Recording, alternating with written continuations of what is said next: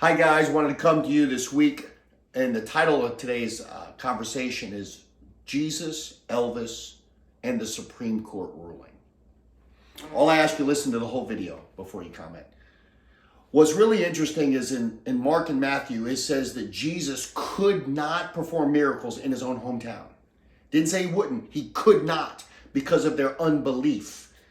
Let's put that practical terms. They didn't see him correctly. Their perception of him, he was a laborer, he was a tekton, like Joseph, which means he was a carpenter, a stonemason, a metal worker. And let's not forget, his mother was probably viewed as a whore. He was an illegitimate child born out of wedlock. The whole town knew that.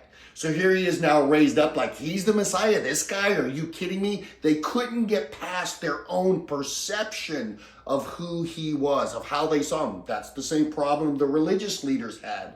Their perception of who Jesus was blocked them from them seeing him for who he really is. Therefore, he couldn't move in their life. I saw the Elvis movie Friday night. It was fascinating. The same theme. I'm watching this movie, and again, I'm not saying it was like a true story, but there's a lot of elements. Minnie and I did some research that were true. What I come to realize, my perception of Elvis and the reality of his life is totally different. Totally different. Perception is not reality. There's a war in our land, in the world, to steal and shape your perception. The Supreme Court ruling, I am not saying either way, that's not my point. My point is there's a war in the media to shape and control perceptions.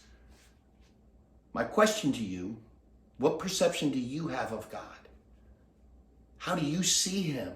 How do you see Jesus? Is it possible that your perception of who God is different from the reality of who God is? What's your perception of being a man? That's why Minnie and I wrote this book, Masculinity by Design.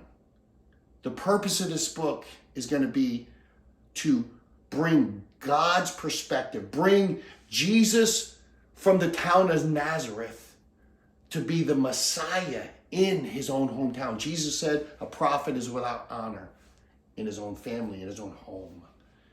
I challenge you to challenge your perspectives. To the atheist, I want to challenge you. Your perception of God. Why do you have that perception? Unfortunately, have many Christians failed you? And that's what you're holding God hostage to? And to you as a Christian, don't forget the Pharisees were the religious leaders. Their own perception of who God was caused them to reject God in the flesh. So I challenge you. Challenge your own perspectives. Don't allow the external voices to shape your thoughts. You own them yourself. Have a great day.